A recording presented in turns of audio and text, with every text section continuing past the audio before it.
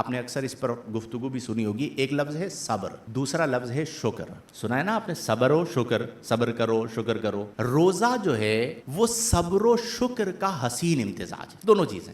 مثال کے طور پر آپ نے دن میں روزہ رکھا, اب آپ کو بھوک لگی تو آپ نے کیا کرنا ہے, صبر کرنا ہے. آپ کو پیاس لگی تو آپ نے کیا کرنا ہے, صبر کرنا ہے. نہ کھانا کھانا ہے نہ پانی پینا ہے. اب یہ عملی طور پر آپ کو صابر بنایا جا رہا ہے. ابھی اگر کسی کو پیاس لگے گی اٹھ کے جائے گا پانی پی لے گا, لیکن اگلے جمعۃ المبارک میں یہاں پہ کسی کو پیاس لگے گی تو اٹھ کے جائے گا؟ اول تو خود ہی نہیں جائے گا, اور کوئی جائے گا تو ہم لوگ چھوڑنے والے ہیں؟ ہمارا تو ہم لوگ کوتوال ہے. ذاتی معاملہ بھی کسی کا ہو تو ہم لوگ ڈنڈے لے کر کھڑے ہو جاتے ہیں. اب آج آپ اٹھ کے جا سکتے ہیں, لیکن اگلا جمعہ ہوگا تو روزہ ہوگا تو آپ پانی پینے کے لیے, کیونکہ کیا ہے جی, روزہ ہے, صبر. اب یہ عملی طور پر روزے میں صبر موجود ہے, بندہ کسی بھی مزاج کا ہو. تو پورا دن بندے نے کیا کیا, اب آ گیا افطار کا وقت. اب دیکھیں کہ ہم پورا سال اللہ کی نعمتیں کھاتے ہیں, لیکن جب ہم دسترخوان افطار پر بیٹھتے ہیں اور ہم اللہ کی نعمتوں سے جب افطار کرتے ہیں, کھجور کے ساتھ, پانی کے ساتھ, سموسوں پکوڑوں کے ساتھ, ٹھیک ہے, ایک دن انتظار کیجئے, تو آپ مجھے بتائیے کہ اس افطار کی رونق کا عالم ہی جدا ہوتا ہے یا نہیں ہوتا؟ آپ بڑے ایسے ہوٹل پہ جا کے ہوٹلنگ کر لیں, آپ کو وہ مزہ نہیں آئے گا جو کس دسترخوان پر آتا ہے. اب دن بھر آپ نے صبر کیا, جب وقت افطار آیا تو دسترخوان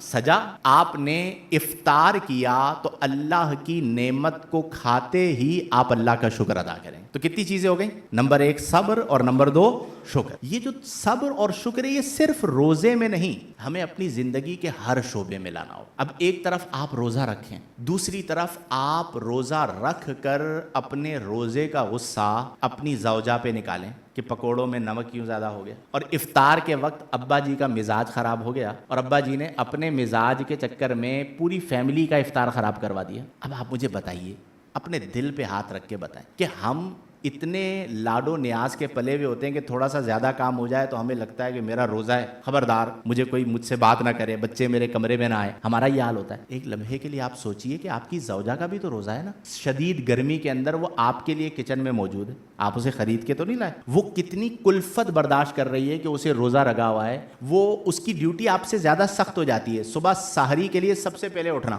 اور افطار کے وقت 4 گھنٹے 3 گھنٹے پہلے کچن میں جانا, اور سب گھر والوں کی خواہش کا, خوشی کا خیال رکھنا. اب اگر اس سے کچھ غلطی ہو بھی گئی تو ہم حالت روزہ میں معاذ اللہ ثم معاذ اللہ, سخت جملہ کہہ رہا ہوں لیکن شاید دل پہ لگ جائے, کہ فرعون وقت بن کر اس کی عزت تار تار کر دیں کہ تم نے یہ کیا کر دیا ہے. تو میں پھر سمجھتا ہوں کہ روزے کی روحانیت ہمیں نہیں ملے گی. ہم اس چیز پر بھی صبر کریں کہ اگر خلاف مزاج کوئی کام ہو گیا تو ہم نے صبر سے کام لینا ہے.